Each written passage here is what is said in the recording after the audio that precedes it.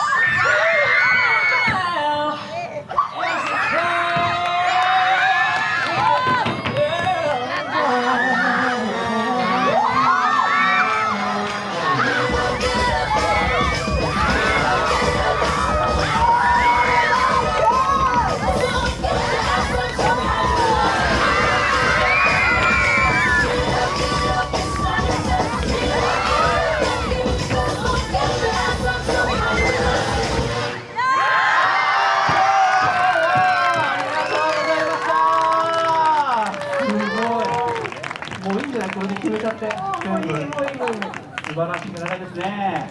はい、大事な初得点を獲得するのはどちらのチームになるのか、すごく大事なジャッジになりますが、まずはオーディエンスの皆様からお聞きしていきたいと思います。はい、OK。それでは、北海道チーム、かもち&かの&ゆずがかっこよかったねっていう人、拍手をお願いします。ありがとうございます。それではリーグのチームリア&ミク&アンナがかっこよかったねっていう人。これはなんだ、さすが北海道は高いですね、やっぱり。北海道チームに4ポイント。はい、素晴らしい。それでは改めましてジャッジのお三方、ジャッジよろしくお願いします。3、2、1ジャッジというので、ジャッジのタイミングでどちらかに指をさせていただけたらと思います。はい、お願いします。それでは参ります。3、2、1ジャッジ。